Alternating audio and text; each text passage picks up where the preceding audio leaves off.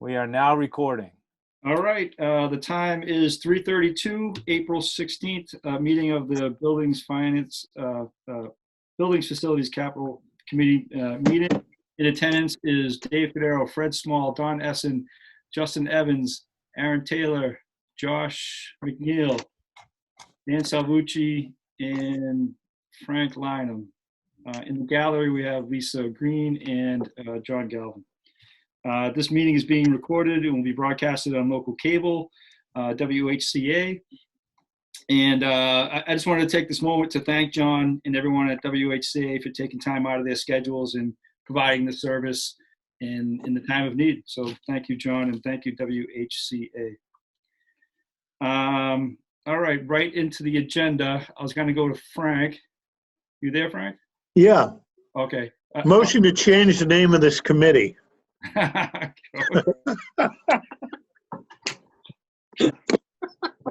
What name would you prefer?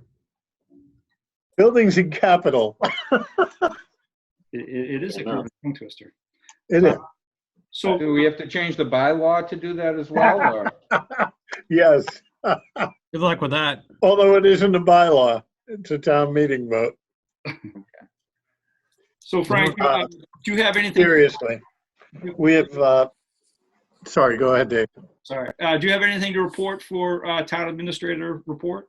I do. I will tell you first that Mr. Anderson was here today, and he much prefers the Hollywood Squares. He seems very disenchanted with the fact that the school committee and the selectmen don't.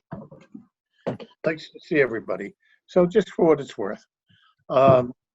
One of the reasons he was here is we've spent the last couple of days going over budget articles and funding.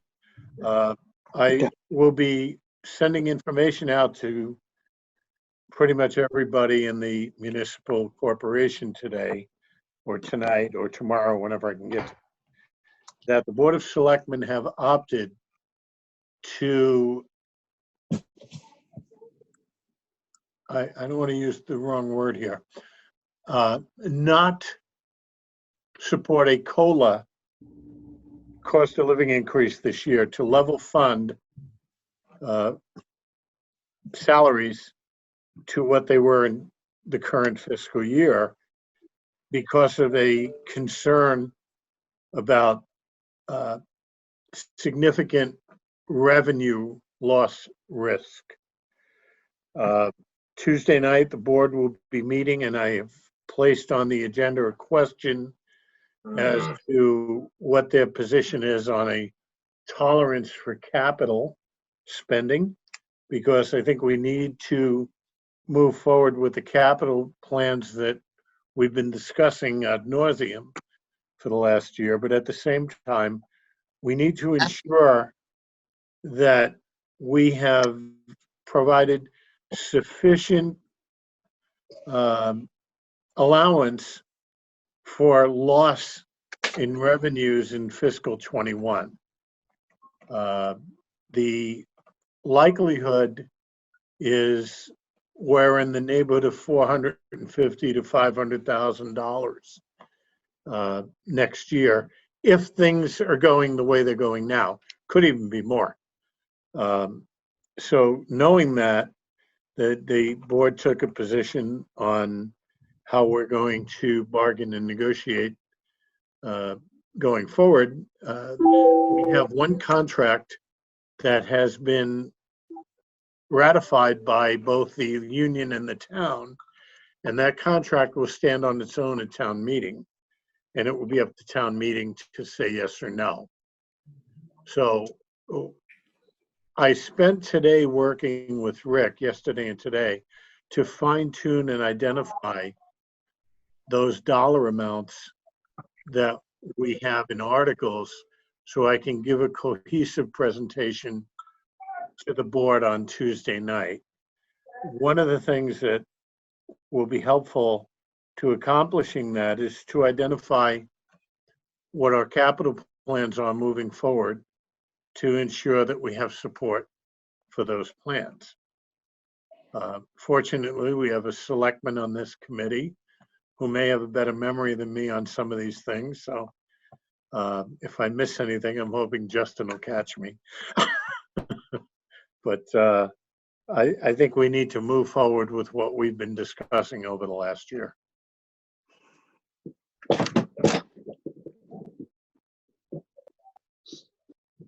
Can I ask a question, Frank?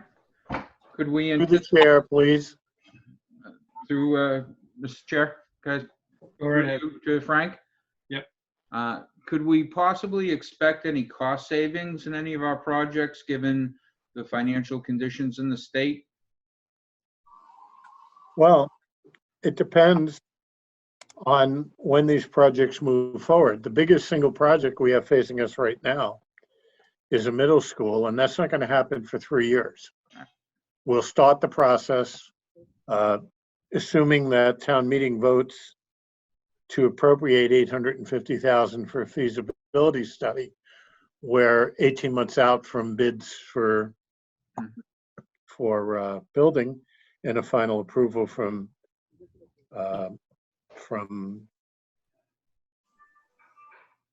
MSBA. Thank you. In the meantime, we have a local home project that has been deferred so long it's become kind of a joke, and that's the Whitman Public Works Department. And we need to move forward on that. And I suppose going into the summer and fall, we're going to be in a better position for bidding that project than we would have been 3 months ago, if everything falls in line. So yeah, we might be able to save a little money, but we have to see where it takes us. As far as the other capital projects, so most of the capital that we're looking at right now are vehicles and equipment. And this market isn't going to help us on those.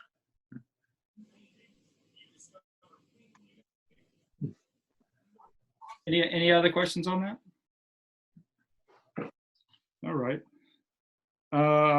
Okay, we'll move on to the chairman's report. Right, so the Finance Committee met on Tuesday. The Finance Committee chair has sent an email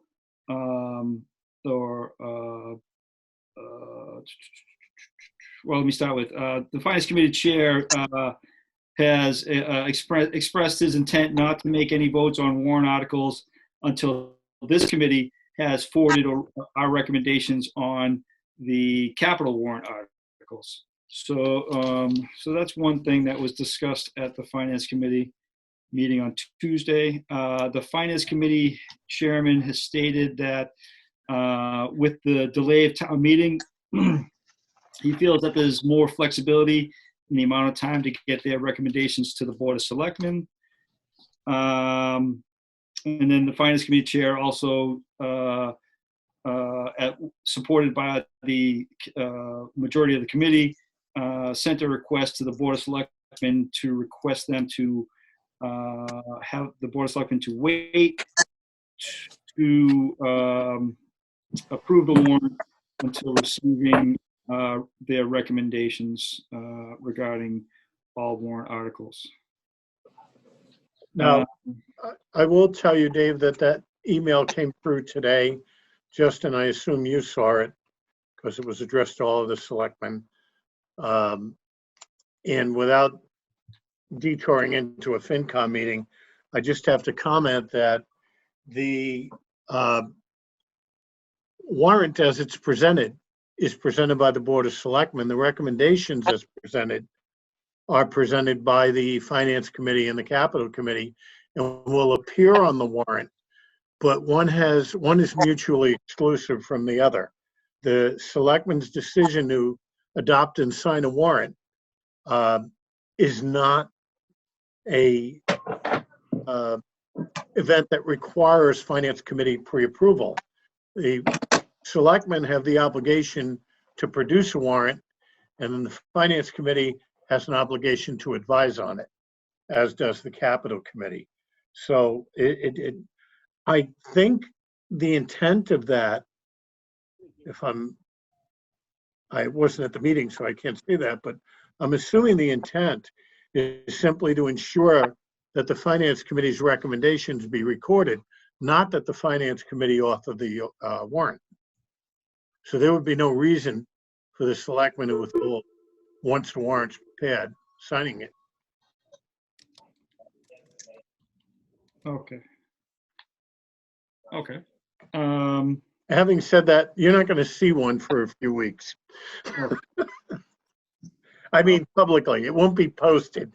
You'll see it this week, but it won't be posted until we're all satisfied that what's there needs to be there, because this is a really unusual time and we don't want to miss anything with everything that's going on.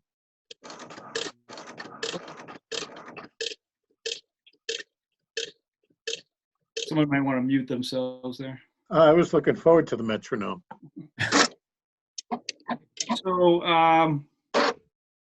one other thing on the chair report is that is the school, right? I'm not sure if everybody's aware that the school department has not yet certified their budget. What that means is essentially Whitman is not, they haven't provided a number in terms of an assessment to Whitman just yet. So we don't know the exact number. That once that number comes in, that could affect available funds either way, either up or down. Go ahead, Freddie. You're muted if you want to talk.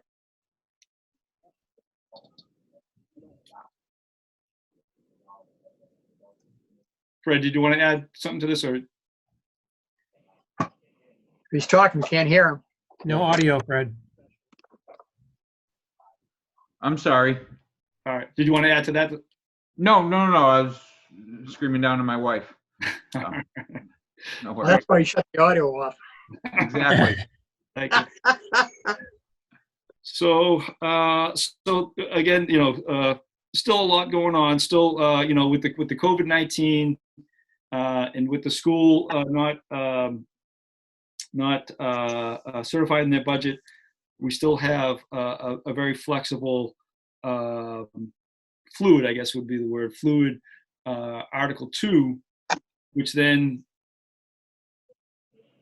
provides for available cash toward warrant articles. Frank, one question, I'm not sure if you're ready to answer it or not. Is there any idea of, with the COLA recommendation, is there any idea of what that means? If that was approved through town meeting, would that? Well, the presentation of the Article 2 will reflect only increases that are within a contract, no new increases. All of the contracts expire on June 30th. So it will represent roughly $180,000 less spending. And I just would like to, speaking personally, this is not the position of the Board of Selectmen, but if I'm asked for a recommendation, this is what it'll be, that we are facing uncharted times and we need to be careful on what commitments we make. That doesn't mean that we won't revisit that once the issues have abated. Once we come out of this shutdown mode that we're in, and we have a better sense of what our revenue streams and our commitments are, it may be time to revisit that in order to recognize the contribution of our employees. That isn't something we can do right now because we're uncertain. Having said that, we set the stage for a confrontation of sorts, because the school district is in year 2 of their contracts and goes into year 3. So while we're putting zeros in employee lines, the district is increasing at around 3.6%, and that's going to cause some angst. But I can't control that. We can't, well, at the present time, we can't control what's being done there. But there is going to be a concerted effort to have town participation in collective bargaining at the district. So that will come in the future. Hopefully we'll be able to make up for lost time later in the year. But if we don't, we're starting from a position of conservative management. And that's really where we need to be. Right now, before you take any votes, the estimated available levy is 400, I'm using round figures, 400,000. Free cash is 900,000, and ambulance uncommitted funds are 300,000. I'll circulate a worksheet before this meeting's over, but that means that we are able to move forward with our plans for capital needs, but we have to do it in a practical way. So, when it comes to warrant articles, so any warrant article that is raise and appropriate, and then the decision is made to then finance that article. What happened? You mean by borrowing? Borrowing? Yep. Sorry. Yeah. What happens is the appropriation would be, so let's use the streetlights, for example. We appropriated $185,000 for streetlights, and then we authorized borrowing. So it had a zero impact on our cash position. But what then happened is we had to take on a payment obligation in the following year. So if you look at lease purchases, when we make a commitment to buy, if we buy up front, it's a one-time expenditure. If we lease purchase, we're paying each year for a portion of that lease. The recommendations that you're going to see, I believe, from the Finance Committee and from the selectmen, is to utilize cash this year to purchase outright vehicles. We're not looking to lease purchase. That's what's put a stranglehold on our ability to plan year after year by carrying a bunch of lease obligations.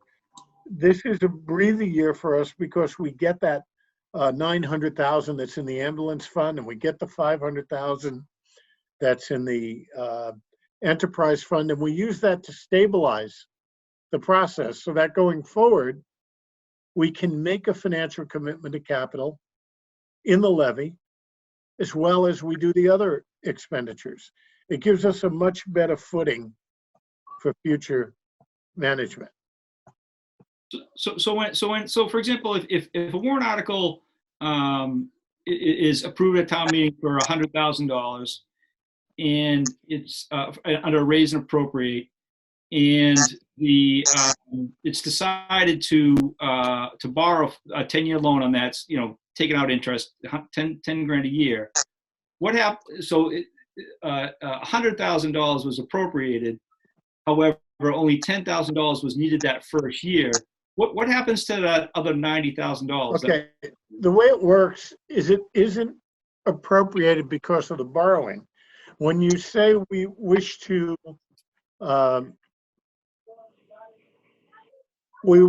appropriate $100,000 for a purchase, and to fund that purchase, we authorize debt. That then comes off the appropriation because it's an authorization. The appropriation is simply an authorization to spend.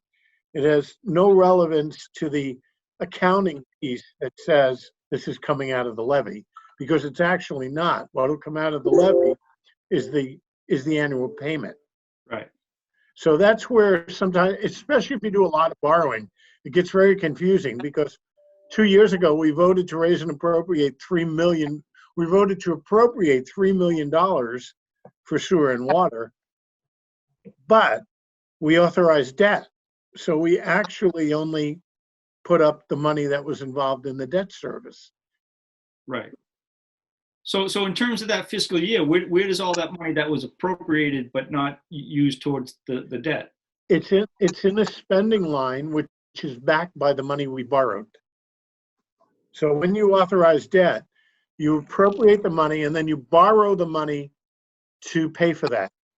So we set up a capital account on the books of the town, and on that account, there's $3 million that we can draw from. It has no effect on the revenue stream Okay. because it's already committed money.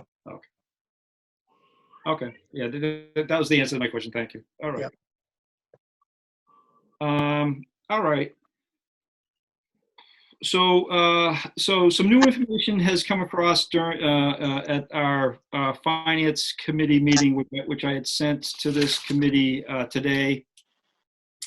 And that information is in regards to P7.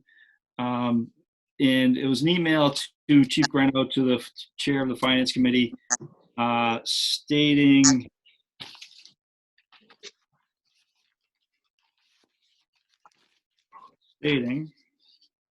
that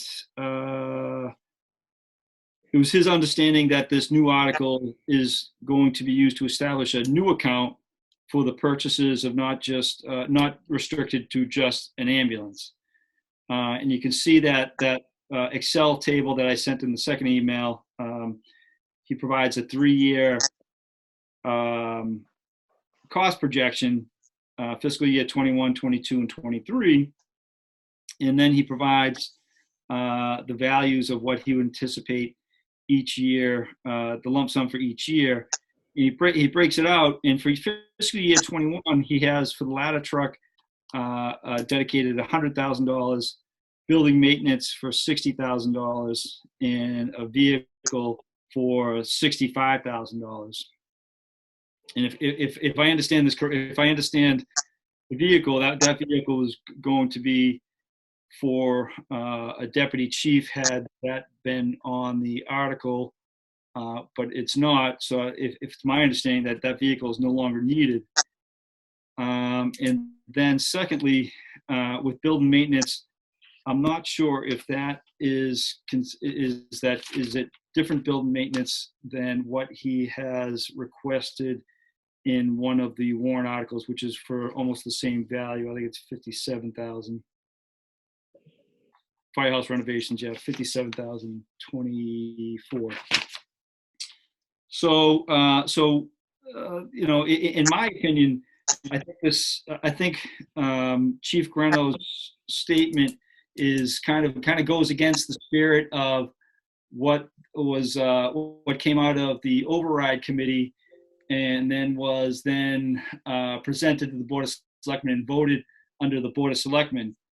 So this committee has voted on that, and I just wanted to try to get, with this new information that's been out there, try to get some discussion. If anyone else thinks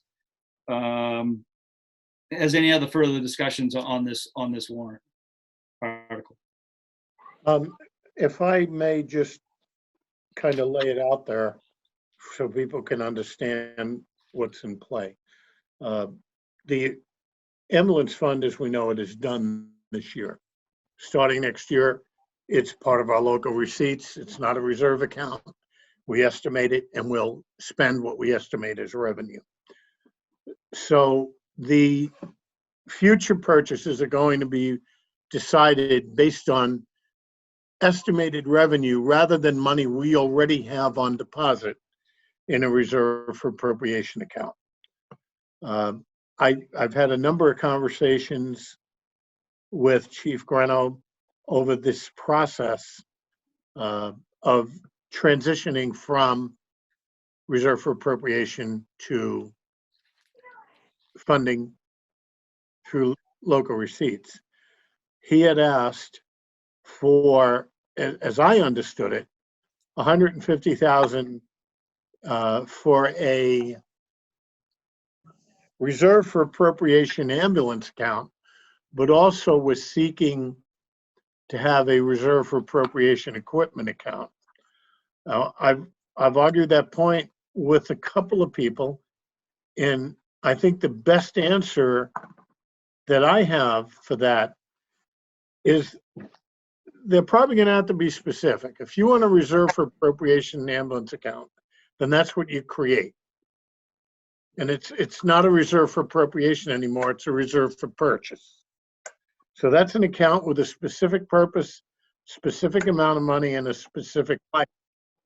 Then if you want to buy a pump truck in 4 years, and you know the truck's going to be $800,000, then you create a separate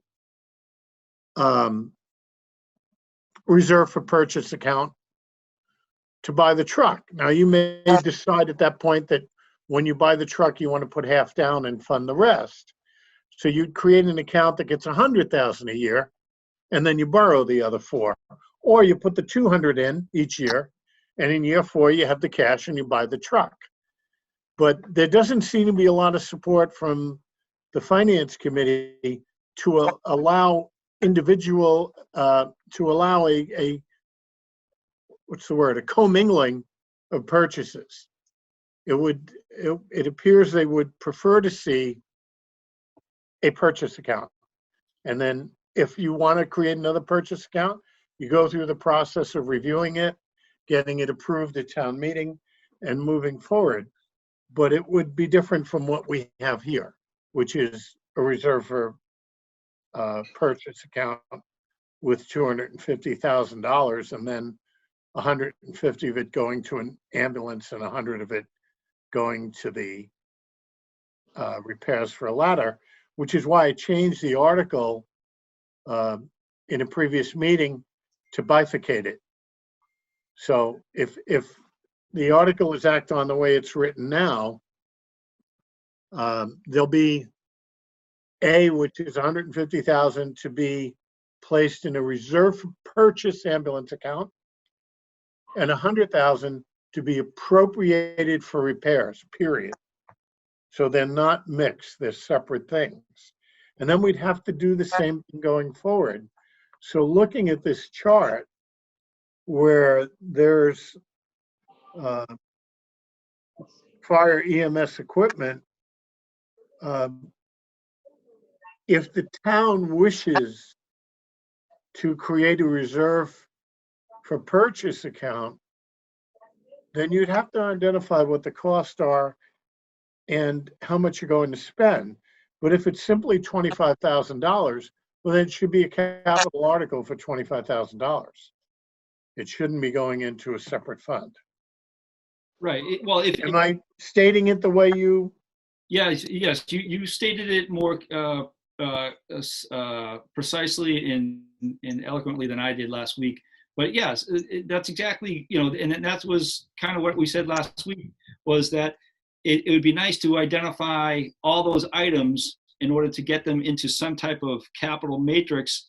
Therefore, we're not, it's no longer a capital on demand type approach.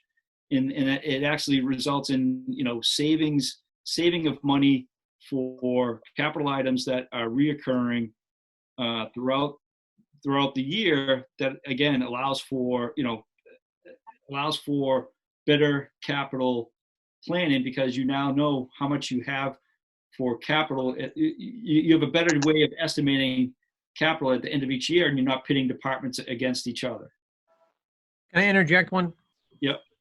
So I guess the idea behind eliminating or dissolving the revolving account was to sort of eliminate that revolving aspect of the whole procedure. So, for instance, like with the technology stabilization account, it's a stabilization account set up for sort of a savings account, if you will, but we don't have to buy specific, technology related items from it. I mean, there's no restrictions on what we can buy from it. So I'm kind of confused, and maybe we need to, I guess, make a motion to revote that particular article.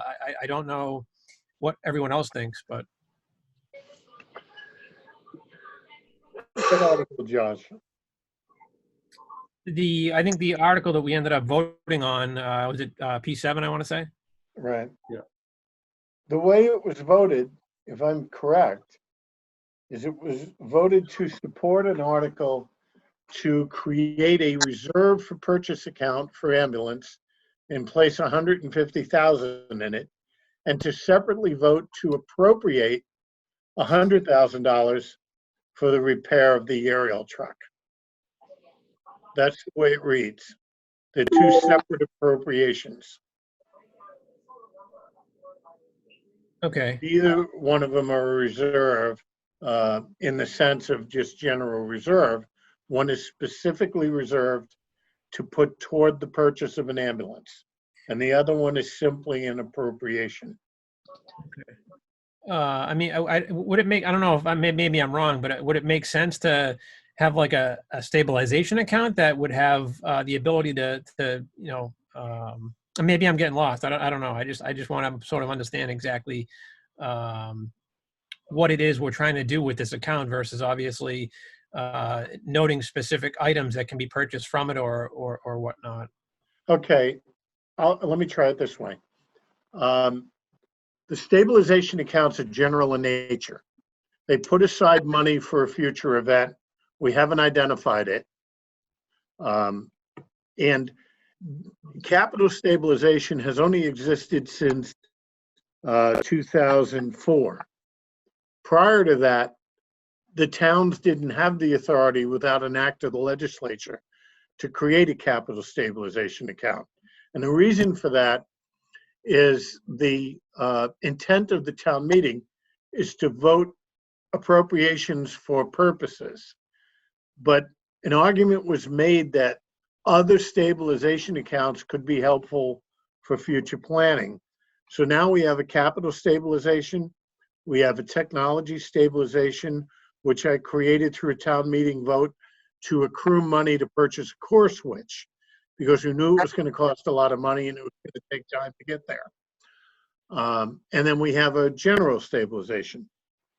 There is also a mechanism to have reserve for appropriation accounts, and this is what Madden was trying to get away from, because it ties up money for vague future purposes.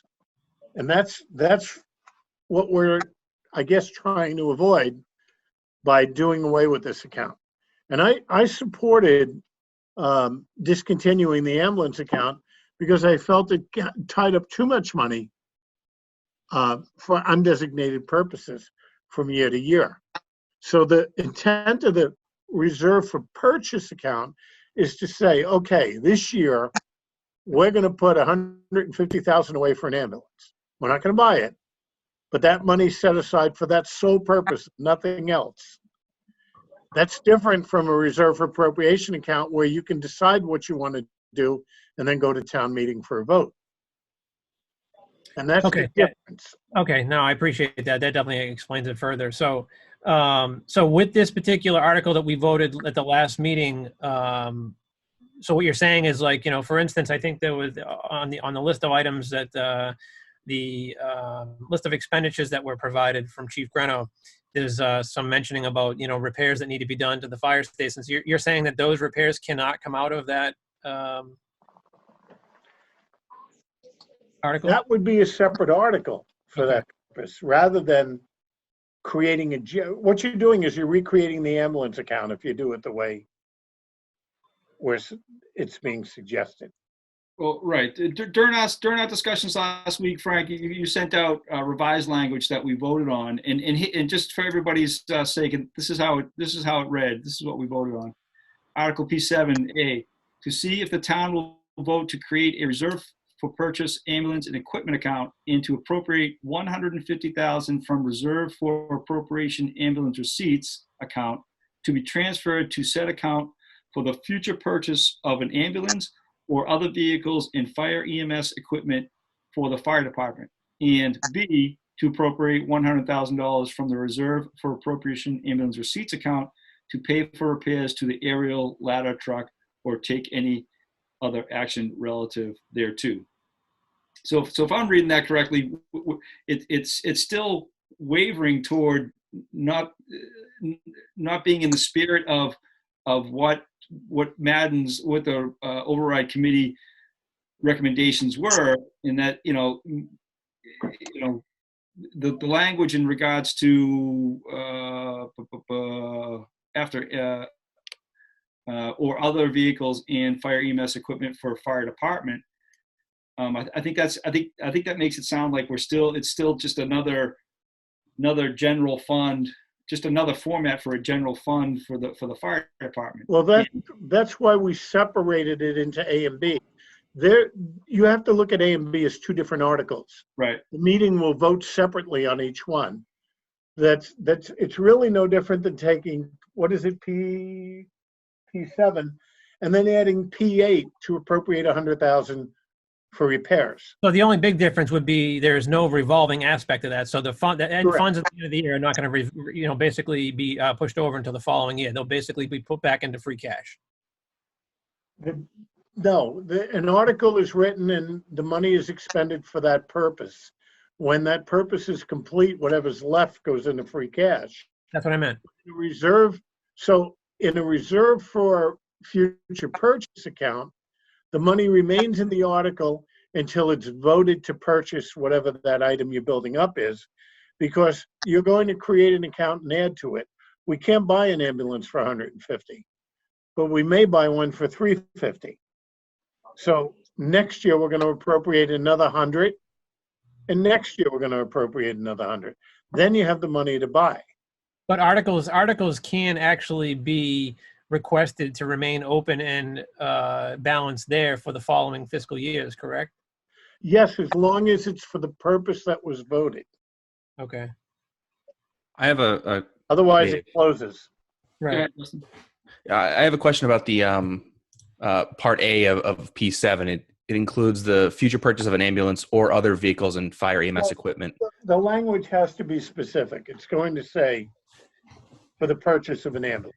Well, it says or other vehicles, which I don't believe was Madden's recommendation. Right. That's the issue that is being debated right now. And I concede that the intent was to create an ambulance purchase account. And the language will reflect that.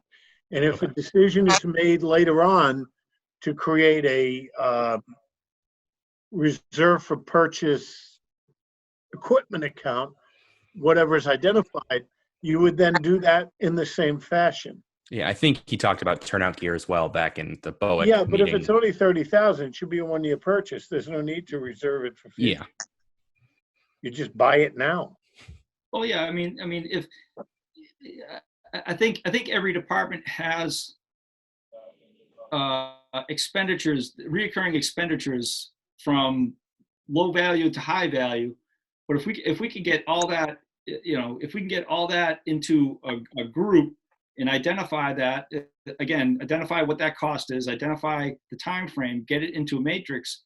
So for example, say the fire department has I'll make it really short, an ambulance that is, and don't quote me on these time frames, an ambulance that lasts 5 years, a fire truck that lasts 8 years, let me go say even 10 years, and turnout gear that lasts 15 years. So now you have, and then you know the value of that. So you divide by the time frame, and then each year you're putting away,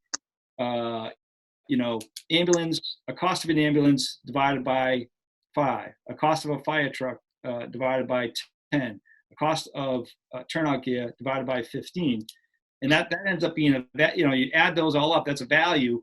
And if we have the ability to save that amount each year, we won't have large purchases in the future, and therefore we're now in the ability to better forecast our capital. For example, there's been years in the past where the IT department needed software or equipment, and another department said, well, I need this capital purchase. Well, now it's a full purchase, and they're both jockeying to try to figure out which is more important, the IT item or another item. So if we can instead of doing a capital on demand type approach, if we can get that matrix going by next year, we can we're going to avoid this discussion, that's for sure, and avoid all those pitting departments back and forth. And we'll really be focused on large, solid capital items.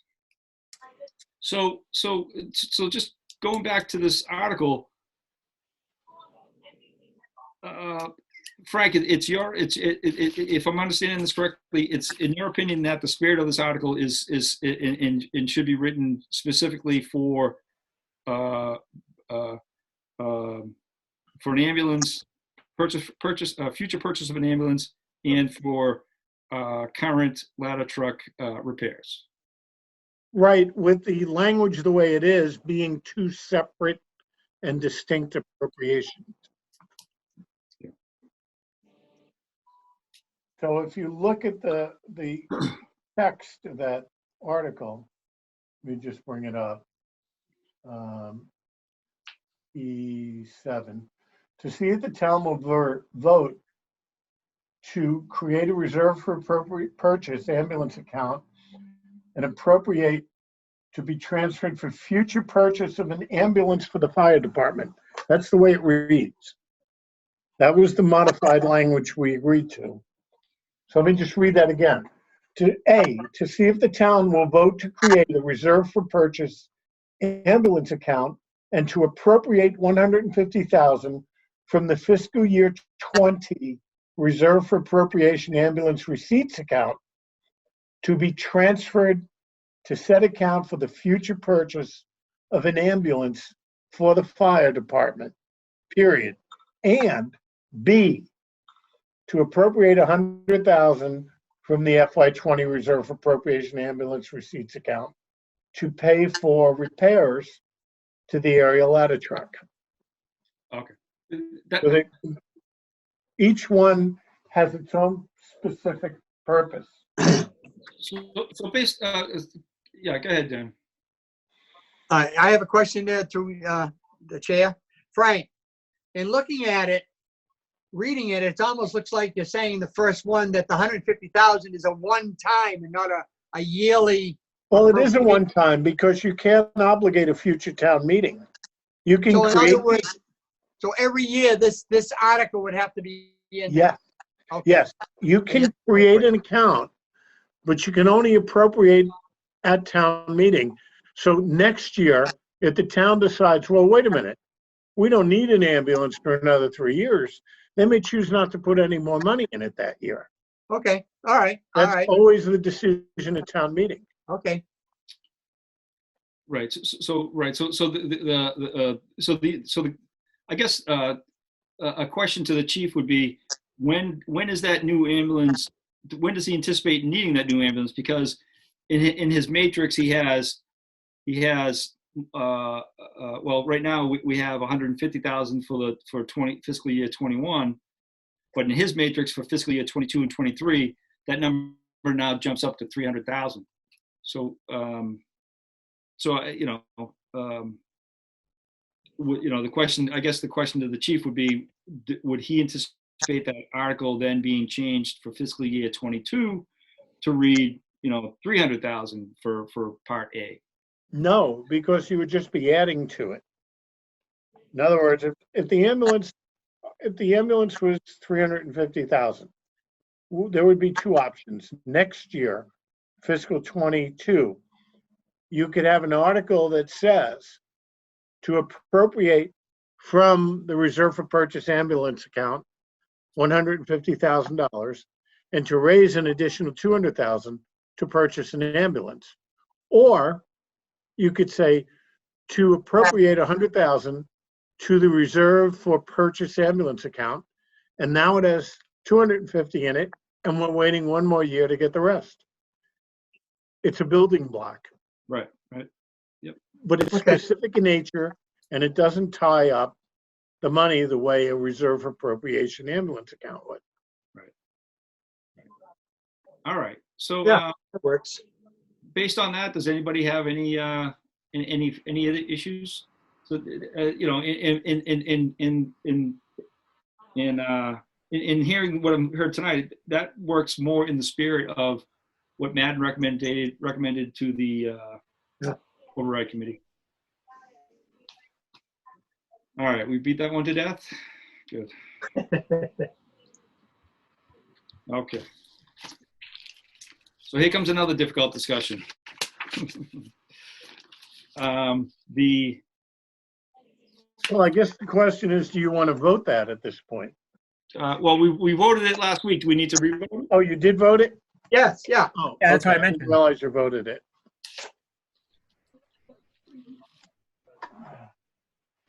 Yes, I have it here. Okay. Sorry, Dave. No, that's okay. So, Frank, I don't know if you're prepared to answer this question, but we started off this meeting with the thought that there's going to be significant lost revenue for next year, which was going to affect the levy. Have you or have any department heads expressed any thought of removing any of these warrant articles?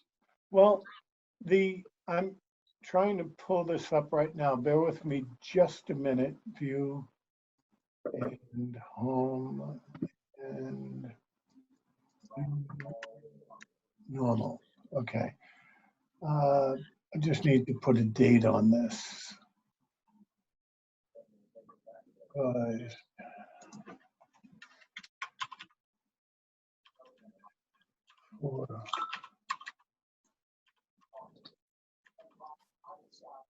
I think if all things being relative, I think the logical thing to do would be to look at the articles that are here, the ones we've already voted, and the ones that are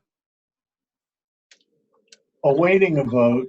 And I'm about to print this and send it to you. Print, file, print. Be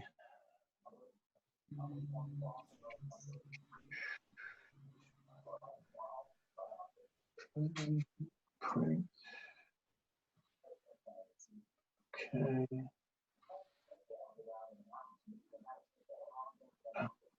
Articles. Now, this isn't as fancy as Dave's. And I'm sorry, as John's, but it will give you a perspective of what money is in play right now. Save. Okay. File. Attach to email. Attach. BFCC.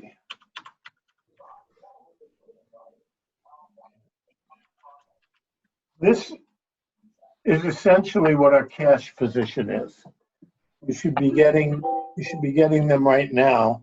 If I can figure out how to display it on the screen, I will.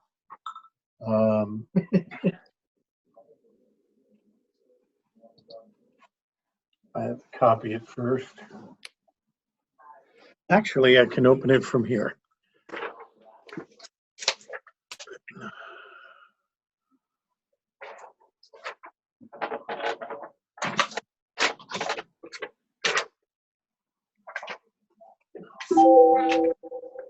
Ta-da, got it.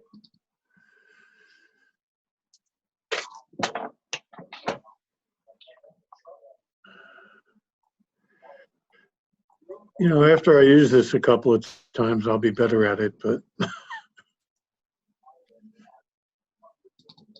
here we go.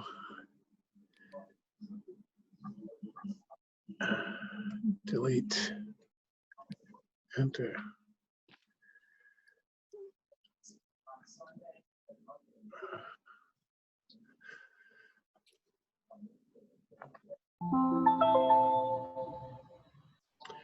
Okay, I have it open, maybe. Yes. Okay. Now, all I have to figure out is how to display this. Frank, there's a share screen button down on the bottom of the window. And when you click it, it's going to open up. You can share your entire desktop or just a specific document. Okay. Or you could print, you could print what he just emailed to us and look at it that way. Well, it might be easier to just look at this thing. So Online, I could, here we go. So can everybody see this now? Yes. Yeah, I see it. Yep. All right, so if you look at the top line, on your left are the articles, and we went through all of them today. And we allocated where we expect the funding to come from each of those items. And using the Article 2 we have with the level funding most salaries, there will be $441,000 in the levy. Now, that doesn't account for any articles that aren't on this worksheet or any other capital requests that you haven't acted on yet. Free cash right now, using what we've estimated would be spent, is $985,000. And then the 2020 ambulance balance, using the appropriations that we've identified, leaves a balance of 367. I think it's important that we close this year with a strong cash position because of what's going on. The free cash, we want to carry over whatever we don't allocate and spend. And I would suggest that we appropriate into the capital stabilization fund whatever remains unspent in the ambulance account at the time of town meeting, and identify what additional funds we need to use in the levy to arguably get to the levy limit. What that will do is it will allow us a source of funds after July 1st in our, when I say after July 1st, we have to wait until the new free cash is certified. But once that free cash is certified, that cash is available to us if things go wrong. The other money that we may want to appropriate into stabilization would be what we need to use if we have to go back in August or September because we've really had problems. So we still have to work through that. I intend to meet with the Finance Committee, and I'll have the accountant there so we can go through all these numbers and figure out what makes the most sense. Hey, Frank, it's Don. I just have one question on the spreadsheet that you just produced. The general government, the cost is $36,300,000, but your levy portion is minus $100,000. Where does that $100,000 come from? Let me see what you're looking at. So under general government, that row, the cost is $36,300,000, but the levy portion that's paying for it is minus $100,000. Oh, no. What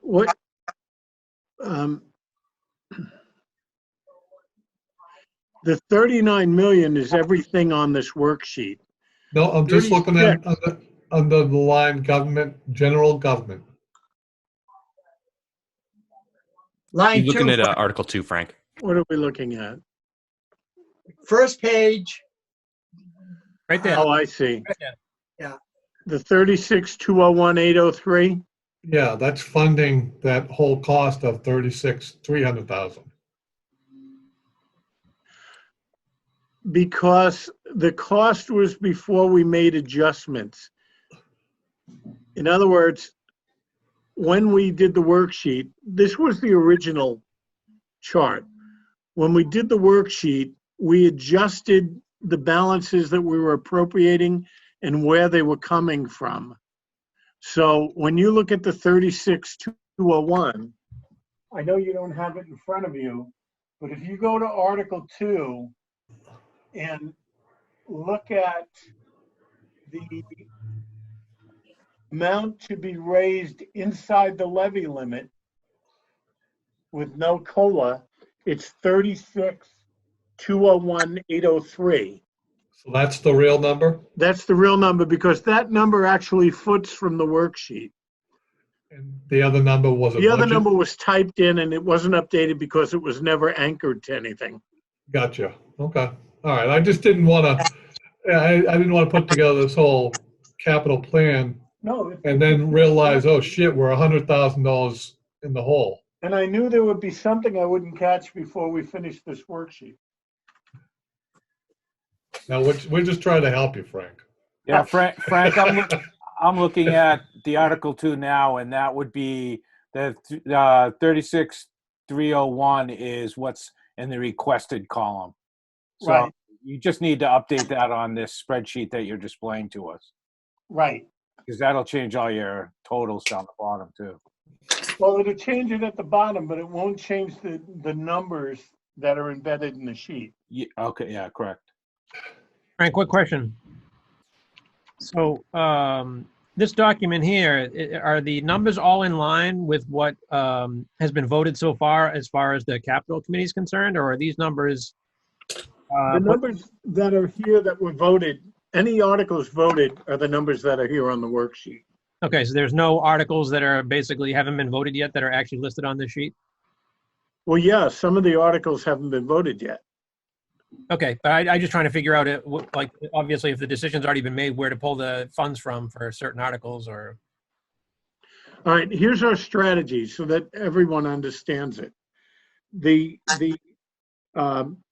intent is to levy to our levy limit. So we're going to identify the things that need to be in the levy to get to that point. We are then going to spend down on capital from the ambulance fund. So what we're trying to keep open until we get to the last 3 articles at town meeting is how much money we have available in free cash, because we want to close the year with at least 500,000 in free cash. We want to leave that on the table. That's a protection. If everything else goes crazy, you know at least when you start the year, you're going to have 500,000. And then the difference should be allocated to our reserve accounts. And we have 4, actually. We have general stabilization, capital stabilization, technology stabilization, and one we never talk about, school district stabilization. I think there's 6,000 in that. And that goes to a vote taken a couple of years ago where the town felt strongly that we wanted to have a vote in what gets spent in capital rather than create a capital stabilization account on the books of the region.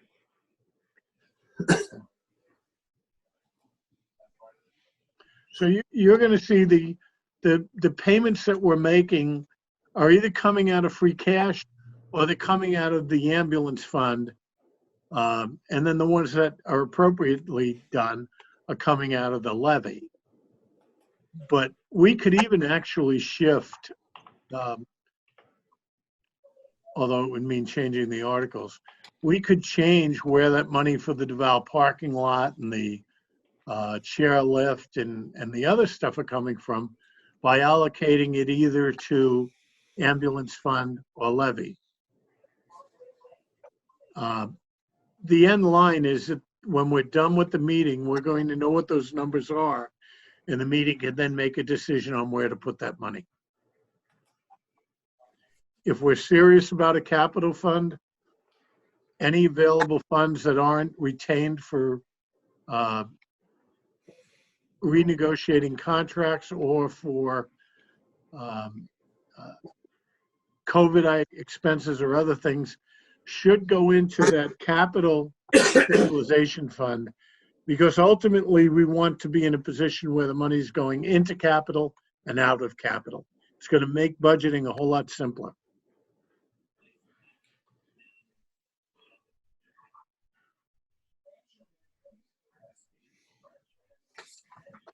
Dave, you got no audio. I forget how this conversation started, but do we have any further? So, and Frank, I think your point is essentially where, this started because the question is, well, the fact is we were likely going to see a shortfall of revenue next year. We need to be careful in regards to what our spending is for this year. And then my question to you is whether or not department heads have brought forth any ideas of removing any articles under the idea of not spending due to this COVID-19 issue. Well, I haven't seen any of that. The couple of things that Rick and I worked on today, and you'll see them if you look at P6,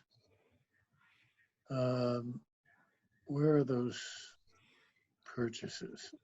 If I can interject quickly, I think, Dave, it might be just too early for us to make any type of confined decisions as far as to releasing articles if, in fact, we don't have satisfactory evidence of, what's to come and moving forward. I mean, what's to say that we're not back in business a month from now or 2 months from now? I mean, obviously, the town meeting is not until June now. So, again, I think it might be a little too early to make any, firm decisions. Well, I think it's a good idea to start identifying what our capital spending plans are. If you look at Article 14, cruiser, because of the way the available funds work, I'm recommending that the cruiser be paid for rather than lease purchased, and that it be paid for out of the ambulance fund. The motorcycle, again, I'm suggesting it be bought outright. It saves us $2,000, and it can come out of the ambulance fund, which is essentially a capital fund, rather than lease purchasing. We need to get away from that. I have a question on those articles before we move on. Frank, I think you and I had a conversation with Lisa a couple of months back on using a Green Communities grant for cruisers, seeing as we potentially purchase hybrid police cruisers. Has that gone anywhere? The maximum we can use to purchase a cruiser is $7,000. Okay. And that's if we purchase outright. If we lease purchase, it's $5,000. So they're not serious about that. So, Frank, you mentioned buying a cruiser from the ambulance fund. Is that basically in dissolving the ambulance fund, that money frees up to buy various items? Yeah, because whatever's left at the end of town meeting can be transferred into a stabilization account, but there'll be additional revenue. Well, depends on where we hold town meeting. Now, if a town meeting were to be held on the 4th of May, we would have, I believe it's, if you go down to the bottom, let's see. There's almost 900,000 in the 900 account right now. and I didn't have that in the worksheet.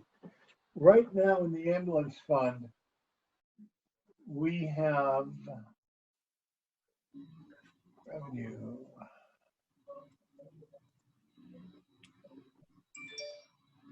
$944,533 in the ambulance fund. And that money whatever we don't spend between now and June 30th will roll into the general fund as free cash.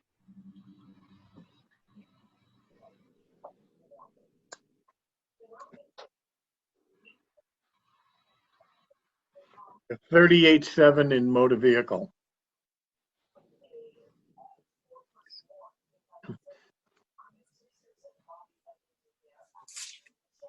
Yeah, sometimes they're talking about an outdoor town meeting if in fact we're still in this social distancing factor too.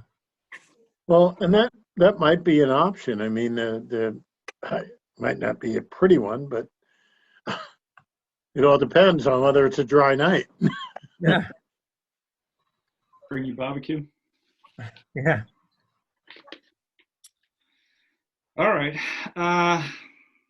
So Josh, I've been kind of thinking about what you're saying, what you said about, it's, we still have time to figure out whether or not financially things are really going to change, is what you said, I think, right? To paraphrase. I did. I think what Frank had followed up with afterwards is basically, I guess, maybe asking the question isn't not a bad idea, I guess, to sort of send the solicitation out there to say, if it becomes necessary, can you provide a prioritized list of articles that you currently have that are most important, so we know where to work with you on identifying articles that may be able to be rescinded if in fact we get to a drastically bad climate situation. And that's a fair approach.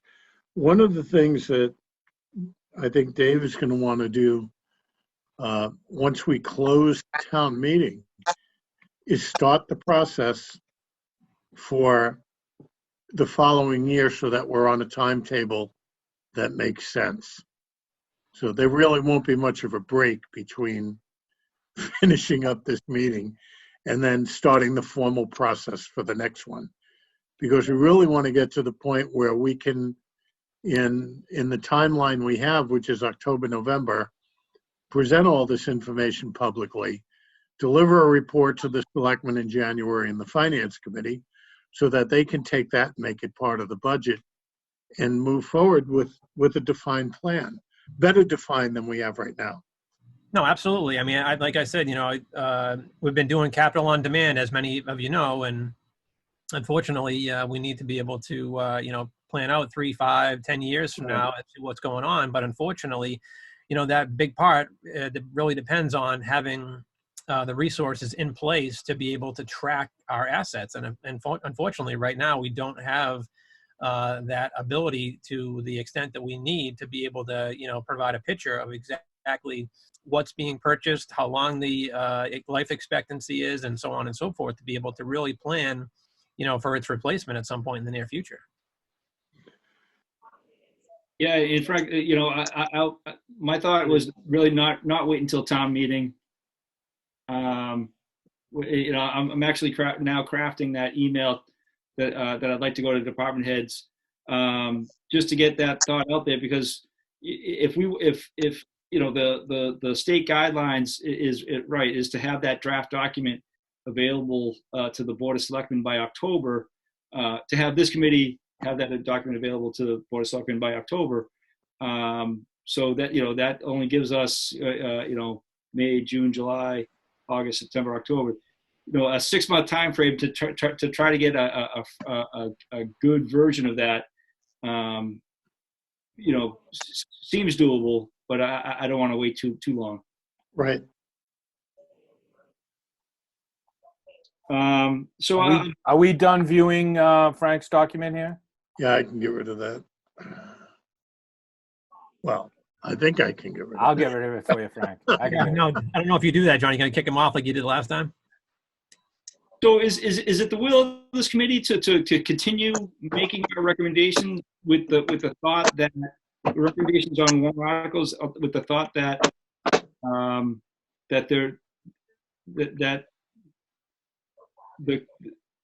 in the thought that taking COVID-19 financial issue out of the equation for now, or do we put that equation in based on our current recommendations?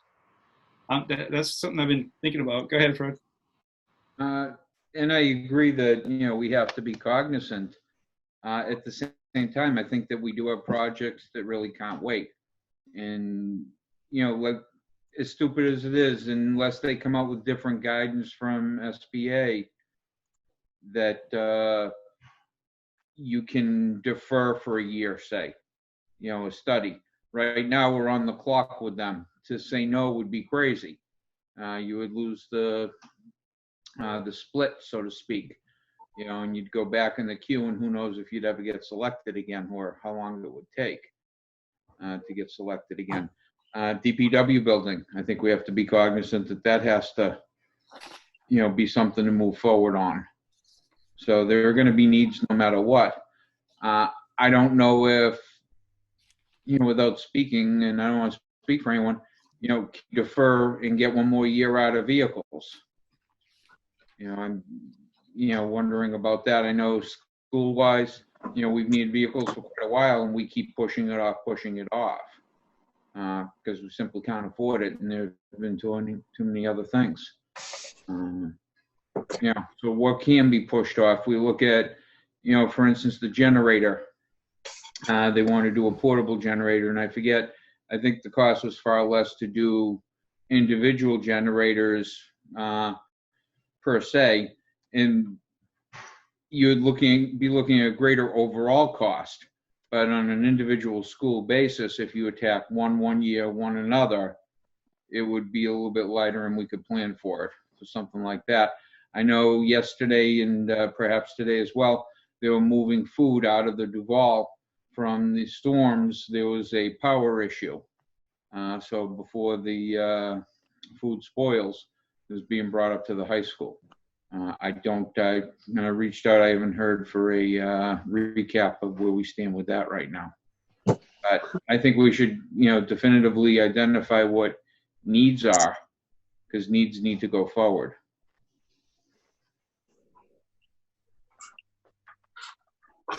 Right. I'm not. Go ahead, Justin. I would just say, looking at the rest of the articles, Fred brought up the generator. That was one that I still had some questions on. Whether or not we looked at a fixed generator. I know that the telephone as well. There were still some questions out there. I think this would be a good opportunity for us to reach out to some of the department heads, the fire chief regarding some of the questions we have on his capital articles, the schools, potentially the DPW if we want to kind of prioritize their needs, and start asking some department heads to come to our meetings. Not necessarily all of them. We're not going to step on the finance committee's area, but. All right. Well, all right. So well, with the school, with the generators, their initial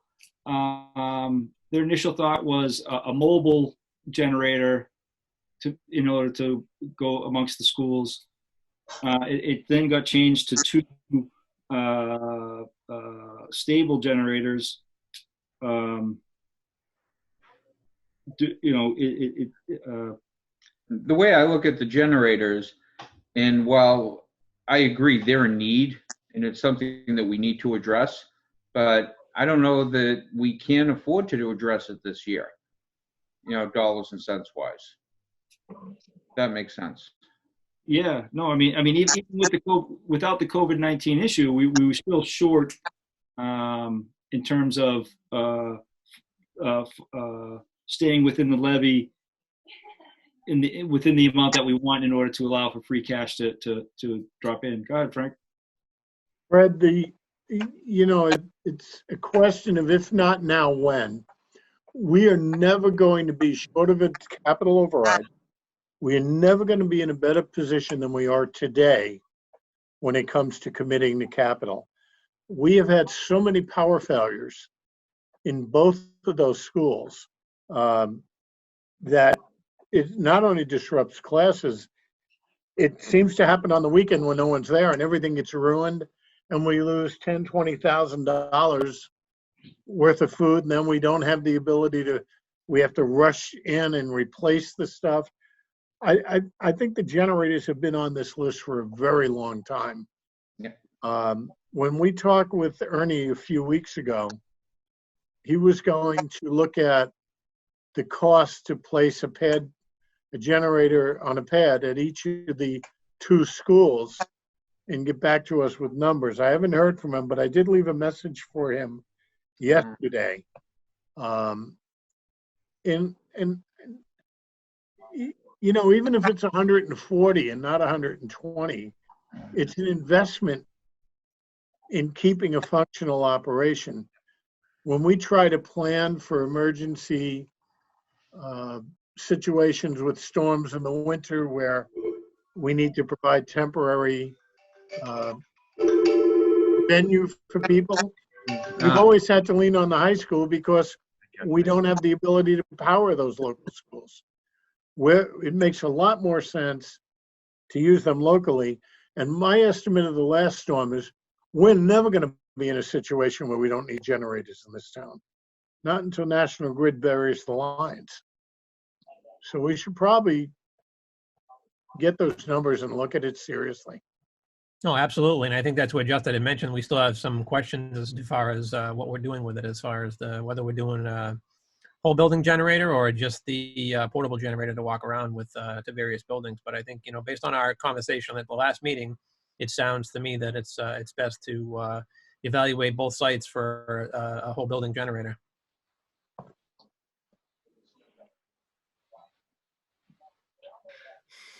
There's a couple of things we could do with this. I mean, we have to be aware of the situation that we're in right now with the COVID-19. We could do it in a phased approach where we could actually hire electrical contractors to come in, wire to transfer a switch, bring the feeders to a pad, and then if we need to, we could always rent a generator and then just have the pad and the electrical infrastructure there waiting till, I guess, society is stable enough to purchase the generator. So it would probably be a third of the cost to do the infrastructure minus the physical generator. We could get agreements with United Rentals, all the other rental places where we could rent generators as needed for those type of things. And they mobilize within a phone call. I do it all the time on construction sites. But, we could do the infrastructure right away. It's an option. I'm not saying we should do it, but we should probably, with today's situation, we should probably look at things. Oh, definitely. Probably have a big piggy bank like Frank wants. Like 500K might be very light. Well, Certainly the one here is 150K and it runs the entire building and everything in it. That was install and purchase? Yes. I think the total cost was 70,000 and that included the blast wall.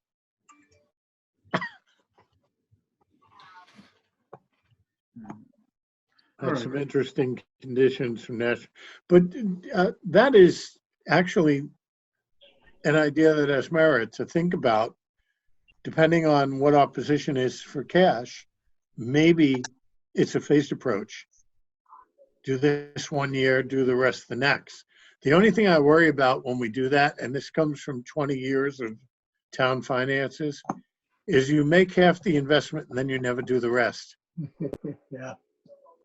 But you would still have protection. It would still be, you would just call True. up and say, hey, United Rentals, get over here with a generator. True. Yeah, I mean, it sounds like a great idea, and unfortunately, if you have to deal with it that way, I guess we'll have to deal with it that way. But my only fear is that, well, it sounds like a great quick thing where you go pick up the phone and say, yeah, I need a generator.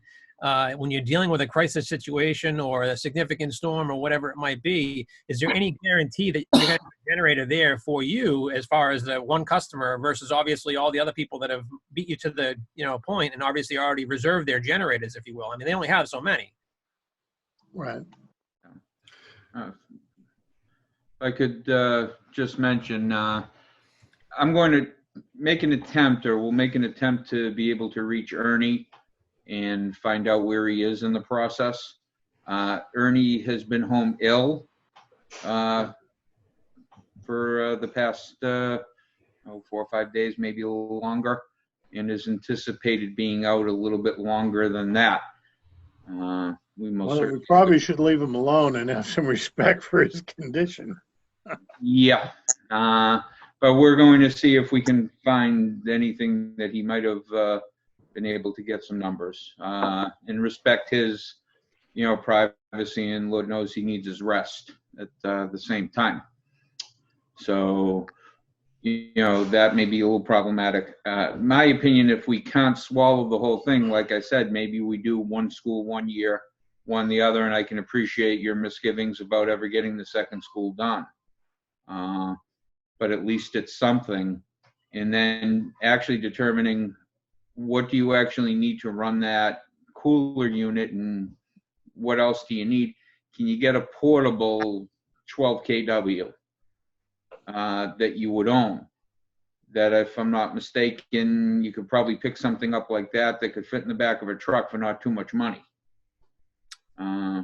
Yeah, but I think Ernie had mentioned he was looking for a trailer-based one, which would be a. Right, he was looking for like a 30 kW, I think. Yeah. He Something. was looking for bigger than that. Yeah, I thought he was looking for more like 60, but. Yeah. But I'm just talking, for a couple of circuits, emergency to fire up the refrigerator or whatnot. The other part of the problem is, we were saying, it seems to happen on the weekends that these things happen. So. Which is a good argument for having a transfer switch and a in-place generator to kick on 7 or 8 seconds after the power drops. Absolutely, because you don't even know the difference. Power goes out, you see the lights go down, and 10 seconds later, your lights are back on. And everything that you have in a battery backup from your computers and whatnot, everything's just working seamlessly.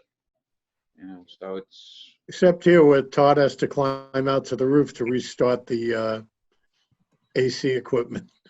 Yeah, right, exactly. I think we're recapping the same conversation we had a couple of times.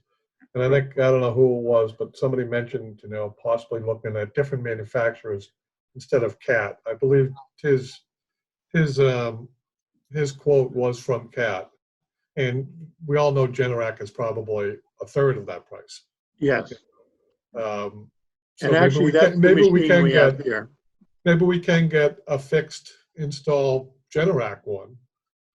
Like Fred said, maybe don't take over the whole school, but take over life safety loads and priority loads, and live with something like that. All right, so I think what I'm hearing is that this committee, it's the will of this committee to move forward with voting. It sounds like we have some questions on some articles still. Maybe we should wrap up this meeting with just putting out a list of questions that we have remaining on warrant articles, and hopefully get answers back for next week. Does that sound like the appropriate? Definitely. And I don't, and just the one other thing we're talking about with the telephones. I don't know if you had spoken to Steve, Josh, yes. If he's made any headway.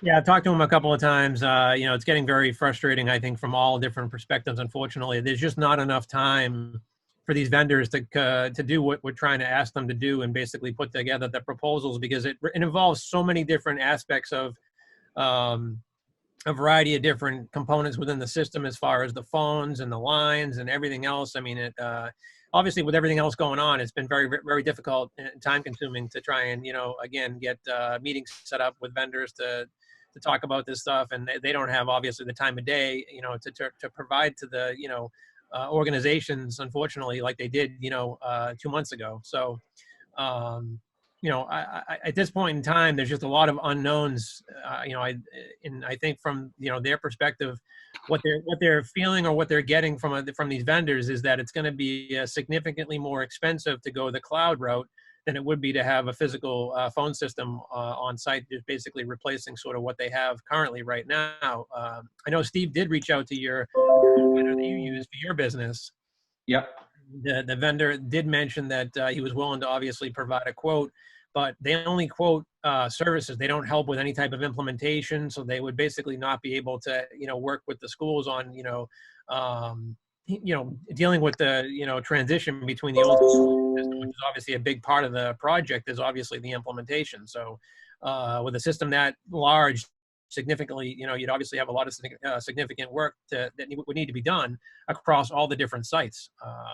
So again, there's still a lot of unknowns with that particular project. And I, like I said to Steve, and we all know that it needs to be done. I mean, it's definitely a critical piece of their communication system, and they're certainly lacking when it comes to having a system that has the 21st century technologies that they should have available to them today. They can't. My biggest concern is that we're going to spend hundreds of thousands of dollars and have something that we're not going to be utilizing in another 3 or 4 years. Right. And switching off to something that's more cloud-based and more effective that way. I think, if they were to replace their existing system with what they had initially quoted in the beginning, it's more of a hybrid solution. So it allows you to go to the cloud with, the resources that you want to shift to the cloud, while also allowing you to sort of utilize your old resources or your existing resources you currently have within your system, meaning like all the additional phones that are currently all deployed in the classrooms and so on and so forth. I mean, you have to really think about it from a variety of different angles, because they have the analog intercom system that they have to connect to. There's a lot of moving parts, if you will. And unfortunately, there's just, it comes down to timing. It's just, unfortunately, we probably should have started this discussion, 8 months ago or a year ago, rather, and really, sort of comb through all the different scenarios to really come up with a solid. Shame on us then for, on the school side, for waiting till this got critical and, information was shared 8 months ago. Yeah. And again, I mean, you can't solely blame it on the schools per se. I mean, go back to, I think Dave's concern in the beginning, this is, we've been doing capital on demand across the board, I think, and it's not just for the towns, it's basically for the schools. And this obviously is certainly an example of why things need to change, because if we don't have the capital plans in place to see exactly when we're buying this stuff, what we paid for, what the expected replacement cost is, when we need to replace it, and so on and so forth. No, but isn't it up to a department to come to this committee and to both and say, these are what our needs are, this is what we've researched, and this is what we want to go forward with? That's where the schools have let us down. No, unfortunately, and again, Fred, I think a lot of it has to do with the change in leadership. Not the superintendent side of things, but obviously with the transition of losing the technology director on the school side. I think that had a little bit to do with what's going on right now. And I guess maybe that should have came up 2 years ago, as far as to the phone system. Conversation was shared with him 2 years ago. Oh, it was? Oh yeah. No, I wasn't aware of that. So it's when I feel frustrated. Yeah. It's because of a long time of frustration in saying, have you looked at this? Mm-hmm. Yeah, poor Steve. I don't know better. I mean, I got to give Steve all the credit, because he's doing certainly a lot of work over there and trying to put out the fires at the same time. He's trying to plan for the future. And unfortunately, there's just not enough time in a day across the board to be able to do that. And I'm trying to assist where I can to provide the guidance, but it's just, unfortunately, there's just so much going on all different sides. So it's ridiculous. But I mean, I figure, the type of solution that I said, at least we should look at. I mean, Penn State has that solution. If they're doing universities, they do towns, they do all sorts of crazy stuff. Yeah, I think what they were really trying to sort of limit their exposure, as far as to, coming to the town to say, okay, you know what, in order to transition to this cloud-based system, we're going to have to replace all of our phones, like I had mentioned at the last meeting. So all that adds up into cost per phone. There's obviously a cost, a different variation of cost when you're going to the cloud. So I think what they were trying to do is sort of limit their capital, expenditure to you basically, and trying to get you to, vote for a new system at like, $200,000 versus $400,000 to basically replace all of that, equipment that's in the field that they weren't, preparing to replace with the initial quote. Whether that's the right way to go or the wrong way to go, I think they were trying to obviously, feel for the towns, and obviously realizing that they only have so much money to provide, and trying to do it as And cost maybe I'm wrong, but it was my interpretation that the initial outlay, even with the purchase of new equipment, would have been a lot less than the path we're going down, buying, having all the equipment in-house. Yeah, again, I think I don't know. We're beating Yeah, a dead horse, and it's more probably from the schools to be able to come back to this committee and be able to, give a concise answer, because I'd love to see one too. No, absolutely, and I think it's still definitely, I think, should be, remain on the table until we have some real concise information. And I think hopefully, I'm not going to say that it's going to be by next week, but I mean, they're still working behind the scenes to try and come up with, several different quotes. I know that Steve has been talking to GovConnection. He's been talking to Vonage. He's been talking to a couple of different vendors to try and get some, different perspectives, so we can at least try to have something to compare, whether it be a cloud solution or an internal solution. So hopefully within the next few weeks, I know obviously it's going to delay any type of decision or vote on a system. But at the end of the day, I think we know it just needs to be done. I just don't want to, I think we don't want to do it the wrong way. And I think from this committee's perspective, I don't know, maybe, people disagree with me, but we don't want to vote for something just for the sake of voting for it, to buy something for the sake of buying it. We want to obviously do it right, so that we can, make sure that we're not going to be replacing something next year, like you had mentioned, Fred. That's my point exactly. Thank you. So on that note, why don't we wrap this up by going through the capital articles, and we'll identify them all that we haven't yet have yet not voted. And if anyone has any questions, we'll get them out now. And I think maybe either Frank or maybe with the school, Fred, between the two of you, get that information out to the right person, and have that available for next week. Frank, you still there? I am. Okay. All right. So, and someone's going to have to help me here, because I'm working on 3 different documents and I forget which articles we voted.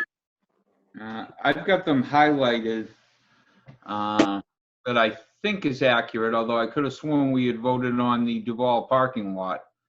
If you'd like, We did. You want me We did. to vote for that, correct?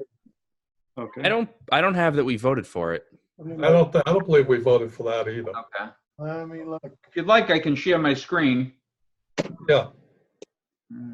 See if I can find my notes here. I have all the columns all the articles you voted for, if you want me to read them off. Yeah, go ahead. So you have voted P2, P5. He may have changed some of them, but so I'll read them off. P2 for the Duval chairlift, P5 for middle school feasibility, P6 DPW truck enterprise, P7 ambulance, 18 software for electronic purchasing. However, I did notice in Frank's new spreadsheet Yeah, that it changed. that has to be reviewed because the number is now 29,980. Right. So you may want to take that one off and relook at that again. But hopefully you guys vote that, because we need that. My editorial. Where was I? 20 DPW road repairs. 22 feasibility study. However, that did come down. It was originally 100,000 when you voted it. Now it's at 50,000. And then 27 you guys voted. Oh, and Fred has it up. Thank you, Fred. We didn't vote 21, Dave? 21. No. John? No. No, we didn't. I don't know how we missed that. Okay. But I'd be comfortable voting that one now if we wanted to. Why, is your street broken? Yes. Well, I was thinking the same thing. Well, my thought is that if we are in a financial, if the COVID-19 represents a financial burden to us for next year, do we look at large ticket items first? you know, the DPW, they don't have, excuse me, they don't have many capital articles, 2 vehicles, and then additional money for the roads, right? That's it.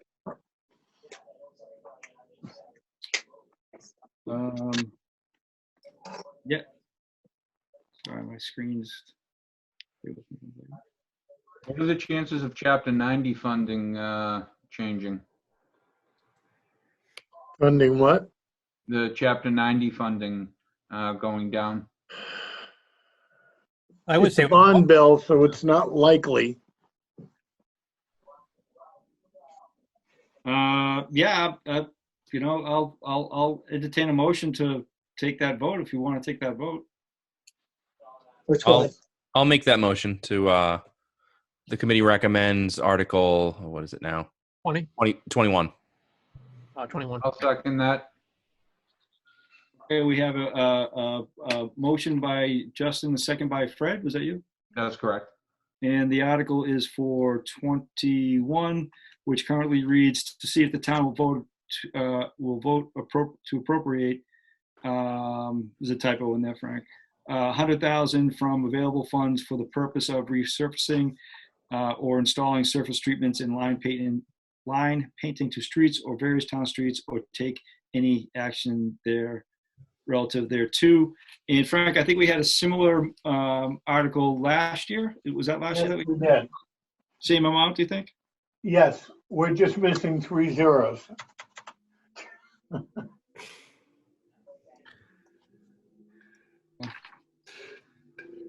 Is there any description on the location of these repairs? No, you can't limit that at town meeting without really creating problems. Because the whole purpose of the appropriation is to give the DPW the ability to go out and make road repairs. And priorities change, but there's always roads in need of repair. If you start naming streets, you're going to get neighborhoods coming in at every town meeting saying, we want it on our street. That happened a couple of years ago on Harvard. They hijacked all the Chapter 90 money to do Harvard Street. Right. And Frank, if I understand this correctly, the spirit of this article is just to supplement the current Chapter 90 funds. Yes. W to resurface roads. Yes. Okay. Yeah, the town is somewhat behind on road repairs. A number of years ago, we decided to use Chapter 90 money to purchase some vehicles, maybe a while ago, but just never have made up the ground. I think Okay.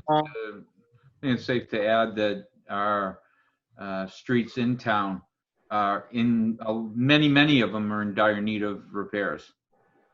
You know, far more than just this 100,000 and whatever Chapter 90 money we'd be using.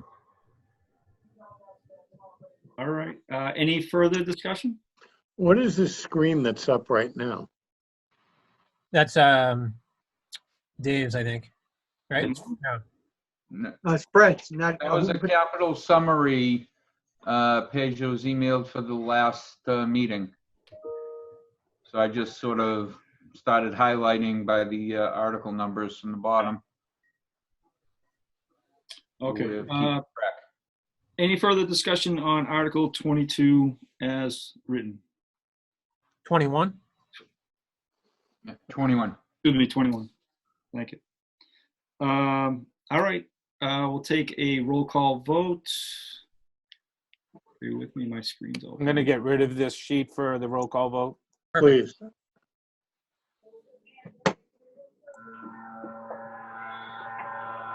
All right.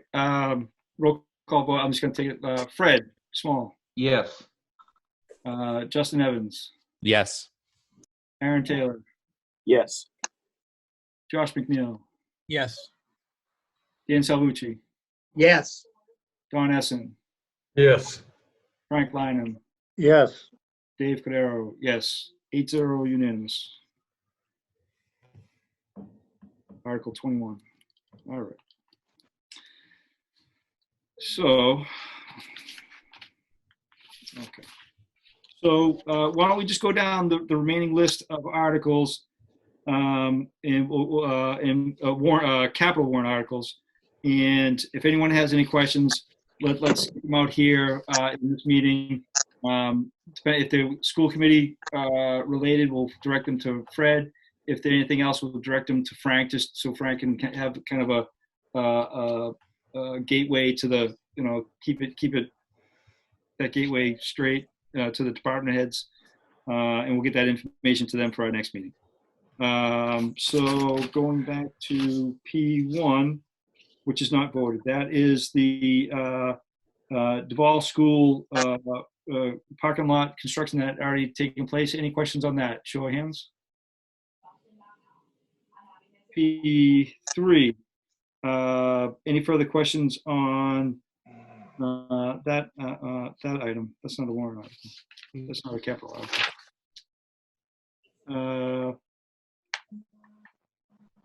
Sorry, I got too many forms coming in. 17, the next one? Yeah, Article 17 would be the next capital. Yeah, I'm all messed up there. 17, to see if the town will raise and appropriate $10,000 for a new centralized voice recorder for the police and fire, or take any action thereof. Any questions on that one? Okay. 18 was voted. 19.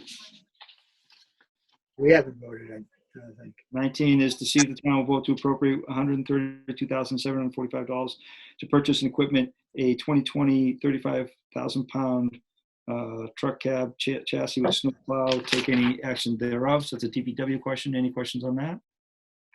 Okay. 20 voted. 21 voted. 22 voted. 23. To see if the town, another DPW question. The funding source on that last article 19, Frank, is that still currently in the levy? To appropriate. That water and sewer? I thought it was. Let me just double check. That's What's 19. the one coming out of water and sewer? Well, yeah, that's gonna be my next question. Yeah, because I thought we adjusted that. Let me look. 514. What's the 132,000 number? Okay. That's 19. Okay, 19 is in the levy. It could just as easily come out of ambulance funds, but when we went over it today, Rick wanted to leave it in the levy. Okay, that's fine. As long so that's the funding source. We don't have any questions for DPW. So then when we jump down to 23, the other truck is a DPW 3500. 23. To see if the town will vote to appropriate $50,685 Right. on a 2020 Chevy 3500 4x4. Any questions? And that's enterprise charges. Is that enterprise or is that the levy? It was at the Levy. levy. That's a levy as well. Okay. But now the feasibility for the DPWs in the enterprise now? Yes. Okay. Okay. So that's so no questions on Article 23. Now, Article 24, which was reserved,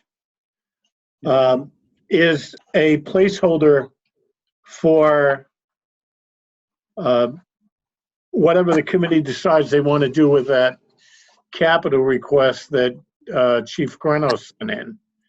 If there's nothing to do, that article will simply be withdrawn, but I didn't quite understand his worksheet. I don't know why we're doing a vehicle. Safe to say I have questions about that article. Yeah. Okay. So we're on to Article 24. What? So Justin, do you want Frank to reach out to Chief Greno for questions on 24? 24, as well as the vehicle that's been added to his. Right. projections. So, do you want Which to is just? not a capital article right now, but it's projected capital spending by the fire department. 24 isn't capital and then vehicle. Those will be questioned. Tim will be prepared to respond to those. Okay. Article 25 was the raise and appropriate 35,000 to replace sidewalks, Conley and Duval and Middle. Any questions on that? Yeah, is that something our DPW can do? We always. I think that 35 assumes their participation. Remember, Dan, they're not equipped to do the wide sidewalks Okay. that need I mean, to they be did the done. sidewalks around the park. No, these are wider sidewalks, Dan. Okay. But what they will do is they'll do the heavy lifting, the digging and the prep. They'll remove the I'd concrete. rather give the work compact. to our people than outside. Okay. Generators, Article 26. Fred, I'm going to get more information from the superintendent on that and where we stand, and also try and find if we've been able to obtain, if not, try and push them to obtain a quote for the individual buildings themselves, or at least the Conley and Duval. I don't know that it makes sense to do anything to Whitman Middle at this point.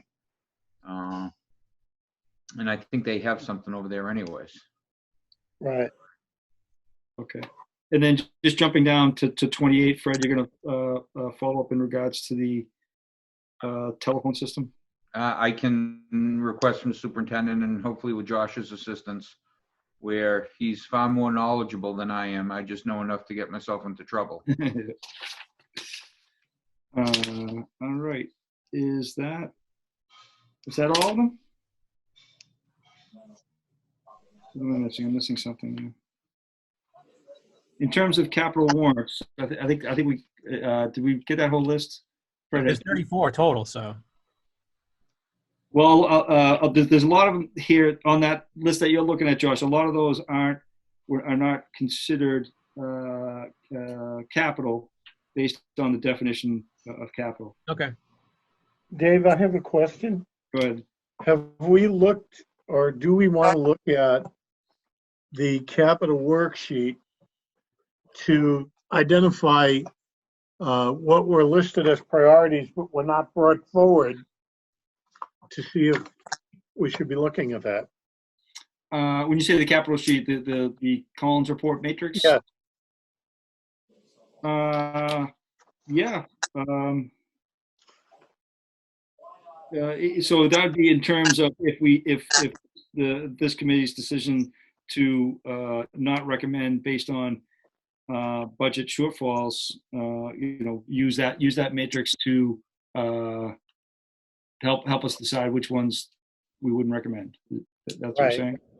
Yes, to assess what's there and say, do we need to look at that? There were a couple of things in there that I had questioned, but I'll make a list and email it. Okay. All right. Perfect. All right. I think that's everything. Well, we already voted that. Yeah, I think that's all of them. You want to set our next meeting? Yes.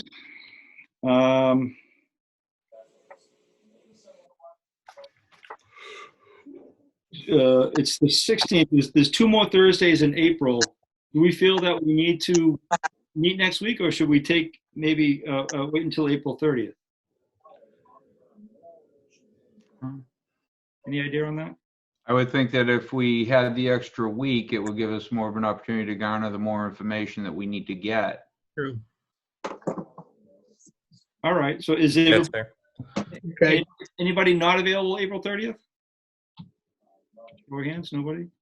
Does the same time work for everyone, or later, or anytime later? Worked fine for me today. 3:30. That works. Justin, is that okay for you? I know you're still quote unquote working. Yeah, I'm still out in the field. I'm home by 3:30. All right. So meeting set for April 30th at 3:30. Okay. All right. Entertain a motion to adjourn. Mr. Small will make that motion. Second. Anybody want to second it? Second. Josh, everyone in favor? Show of hands. All right. Roll call, yes. Yes. Unanimous. All right. Thank you. Thanks, everyone. Thank you.